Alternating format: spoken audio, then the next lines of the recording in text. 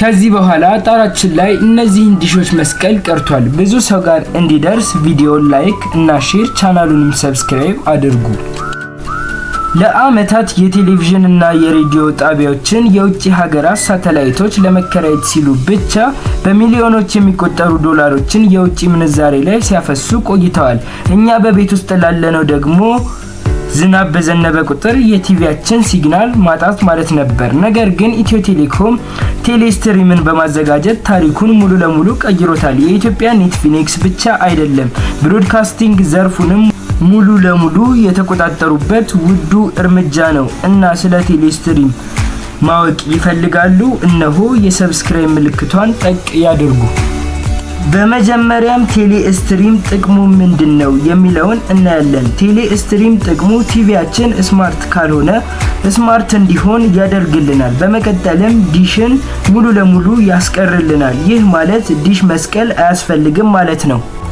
ወደ ጉዳቱ ስንሄድ ደግሞ ቴሌስትሪም በጣም ብዙ ኢንተርኔት ይፈልጋል። ይህም ማለት ዝቅተኛ አካባቢዎች ጋር ኔትወርክ ላይሰራ ስለሚችል በነፃነት እንዳንጠቀም ሊያደርገን ይችላል ማለት ነው።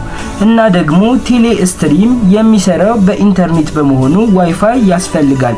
ዋይፋይ ከሌለን ደግሞ በሲም አማካኝነት ፓኬጅ ሞልተን መጠቀም እንችላለን። ታዲያ ምንድነው ጉዳቱ ብትሉኝ በየወሩ የዋይፋይ ወይም የዳታ ወጪ አለባችሁ ማለት ነው። የዲሽ ሰራተኞችም ስራ እንዲያጡ ያደርጋቸዋል። ይህም ከጉዳቱ ውስጥ አንዱ ነው።